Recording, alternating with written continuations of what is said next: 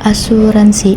Pengertian asuransi berdasarkan Undang-Undang RI Nomor 40 Tahun 2014 tentang perasuransian sebagaimana diubah dengan UU RI Nomor 4 Tahun 2023 tentang pengembangan dan penguatan sektor keuangan. Dijelaskan bahwa asuransi adalah perjanjian antara dua pihak, yaitu perusahaan asuransi dan pemegangan polisi, yang menjadi dasar bagi penerimaan premi oleh perusahaan asuransi sebagai imbalan untuk a. memberikan penggantian kepada tertanggung atau pemegang polisi karena kerugian, kerusakan, biaya yang ditimbul. B. Memberikan pembayaran yang didasarkan pada peninggalannya tertanggung atau pembayaran yang didasarkan pada hidupnya tertanggung dengan manfaat yang besarnya telah ditetapkan dan atau didasarkan pada hasil pengelolaan dana. Fungsi asuransi. Fungsi utamanya adalah menghilangkan atau membagi resiko dan pengumpulan dana melalui asuransi seseorang atau perusahaan yang dapat membagi resiko karena suatu tidak ada kepastian kepada perusahaan asuransi. Fungsi sekunder asuransi antara lain mendorong pertumbuhan usaha, adanya keamanan sehingga tertanggung dapat berkonsentrasi pada usaha pencegahan kerugian. Peran asuransi ada 3. Yang pertama, memberikan keamanan. Asuransi menjadi pelindung atas kehilangan atau kerusakan yang tiba-tiba terjadi. Yang kedua, menghasilkan sumber dana. Premi asuransi dapat diinvestasikan untuk membeli saham. Yang ketiga, mendorong pertumbuhan ekonomi. Asuransi dapat mengurangi kerugian. Jenis-jenis asuransi. Yang pertama, asuransi jiwa, memberi uang jika pemilik asuransi meninggal dunia. Yang kedua, asuransi kesehatan, membantu membayar biaya berobat atau dirawat di rumah sakit. Yang ketiga, asuransi kerugian, melindungi barang seperti mobil atau rumah dari kerusakan atau hilang. Yang keempat, asuransi sosial, asuransi dari pemerintah untuk membantu masyarakat seperti BPJS. Yang kelima, asuransi pendidikan, menyiapkan uang untuk biaya sekolah anak di masa depan. Pengertian dari dana pensiun. Dana pensiun adalah program yang mengelola dan mengumpulkan sejumlah dana dari iuran peserta yang akan digunakan untuk memberikan penghasilan atau manfaat pensiun kepada peserta setelah mereka pensiun atau tidak lagi bekerja, biasanya karyawan atau pemberi kerja. Fungsi dana pensiun. Fungsi dana pensiun yang utama adalah menyediakan dana atau uang pertanggungan apabila peserta meninggal dunia atau mengalami kecelakaan cacat sebelum mencapai usia pensiun. Dana pensiun dihimpun dari para peserta dalam bentuk tabungan bagi keperluan peserta di hari tua yang akan dibayar setelah peserta mencapai usia pensiun. Berikut beberapa jenis dana pensiun. Yang pertama ada dana pensiun pemberi kerja, DPPK. Dikelola oleh pemberi kerja dan dibayarkan kepada karyawan saat pensiun. Yang kedua ada dana pensiun lembaga keuangan, DPLK. Dikelola oleh lembaga keuangan dan dapat diikuti oleh individu atau perusahaan. Yang ketiga, program pensiun iuran pasti. Besarnya iuran ditentukan sebelumnya dan dibayarkan secara teratur. Yang keempat, ada program pensiun manfaat pasti. Besar manfaat pensiun ditentukan berdasarkan iuran yang telah dibayarkan. Setiap jenis dana pensiun memiliki kelebihan dan kekurangan, serta aturan yang berbeda-beda. Penting untuk memahami dan memilih jenis dana pensiun yang sesuai dengan kebutuhan dan tujuan keuangan Anda. Dana pensiun memiliki beberapa peran penting, antara lain meningkatkan kesejahteraan pensiunan. Dana pensiun membantu meningkatkan kesejahteraan pensiunan dengan memberikan pendapatan yang stabil dan terjamin setelah masa kerja berakhir. Mengurangi beban ekonomi. Dana pensiun dapat mengurangi beban ekonomi pada keluarga dan masyarakat dengan memberikan pendapatan yang cukup bagi pensiunan. Meningkatkan produktivitas.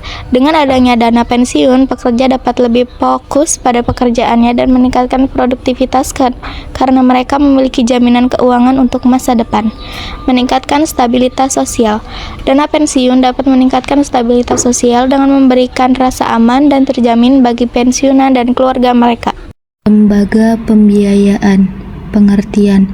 Pengertian lembaga pembiayaan menurut UU RI Nomor 4 Tahun 2023 tentang pengembangan dan penguatan sektor keuangan adalah badan usaha yang melakukan kegiatan pembiayaan dalam bentuk penyediaan dana atau barang modal. Unsur-unsur pada lembaga pembiayaan. A. Usaha, yaitu pembiayaan yang khusus didirikan untuk melakukan kegiatan bidang usaha lembaga pembiayaan. B. Kegiatan pembiayaan, yaitu pekerjaan dengan cara membiayai pihak-pihak yang dibutuhkan. C. Penyediaan dana, yaitu penyediaan uang untuk keperluan. D. Barang modal, yaitu barang yang dipakai untuk menghasilkan barang lain. E. Tidak menarik dana secara langsung atau non-deposit taking, berarti tidak mengambil uang secara langsung baik dalam bentuk giro, deposit tabungan, atau surat sanggup bayar, kecuali dipakai sebagai jaminan hutang kepada bank yang menjadi krediturnya. T. Masyarakat, yaitu sejumlah orang yang hidup bersama dalam satu tempat yang terkait dan kebudayaan yang mereka anggap sama. 3. Peran. Menurut Penjahitan 2013, dalam praktiknya sekarang ini lembaga pembiayaan banyak dimanfaatkan pelaku bisnis ketika membutuhkan dana atau barang modal untuk kepentingan perusahaan.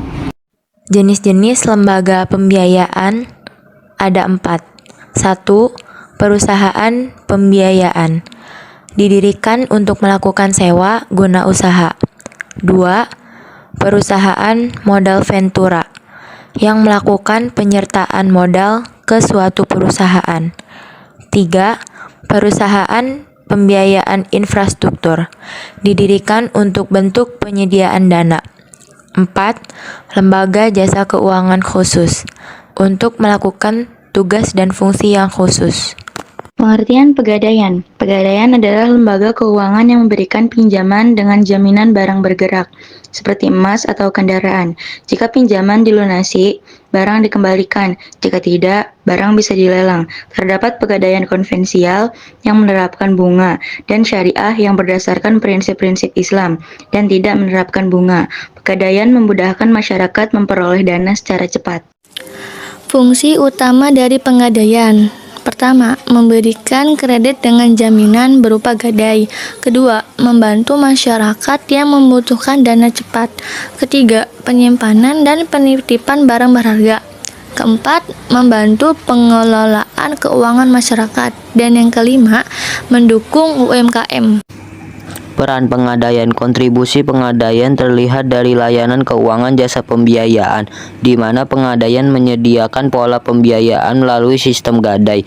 Pola pembiayaan ini membantu masyarakat dalam memenuhi kebutuhan dana tunai secara cepat, mudah, dan dengan administrasi sederhana. Kehadiran pengadaian di tengah masyarakat juga dapat digunakan untuk memajukan perekonomian masyarakat, khususnya pengembangan ekonomi kerakyatan. Ciri khas ekonomi kerakyatan adalah adanya usaha berskala mikro, kecil, dan menengah atau UKM. Beberapa jenis pegadaian. Pegadaian konvensional. Pegadaian yang dilakukan secara langsung antara pemberi pinjaman dan peminjam dengan barang sebagai jaminan. Pegadaian syariah. Pegadaian yang dilakukan berdasarkan prinsip syariah dengan menggunakan akad ran yang sesuai dengan hukum Islam. Pegadaian elektronik. Pegadaian yang dilakukan secara online dengan menggunakan teknologi digital untuk memfasilitasi proses pegadaian. Pegadaian saham.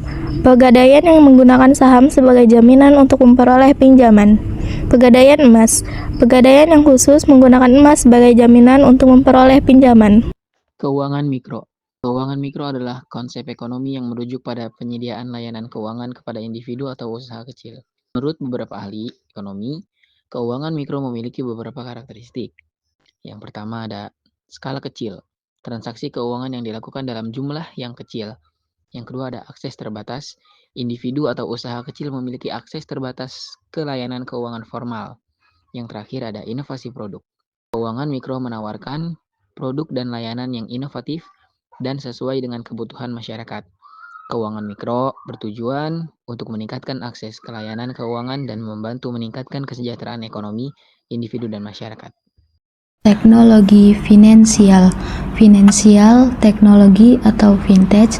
Definisi vintage menurut Bank Indonesia dalam Peraturan BI Nomor 1912 PBI 2017, teknologi finansial vintage adalah penggunaan teknologi dalam sistem keuangan yang menghasilkan produk, layanan teknologi, atau model bisnis baru yang berdampak pada stabilitas moneter, efisiensi, keamanan, serta sistem pembayaran. Vintage terbagi menjadi 4 jenis utama. 1. Peer-to-peer, P2P, lending, dan crowdfunding. Mempertemukan pihak yang membutuhkan dana dengan pihak yang memberikan dana sebagai pinjaman atau investasi. Dana bisa berasal dari masyarakat atau perusahaan melalui platform P2P, lending, atau crowdfunding. 2. Manajemen risiko. Investasi digunakan untuk memantau kondisi keuangan dan membantu perencanaan keuangan secara praktis, biasanya melalui aplikasi smartphone yang menyediakan data-data penting keuangan. 3. Payment, clearing, and settlement. Layanan seperti payment, gateway, dan dompet digital yang menggabungkan bisnis e-commerce dengan sistem pembayaran bank, mempermudah transaksi antara penjual dan pembeli. 4. Market aggregator, portal yang mengumpulkan informasi keuangan seperti tip, kartu kredit, dan investasi, membantu masyarakat memahami informasi keuangan agar bisa mengambil keputusan yang tepat.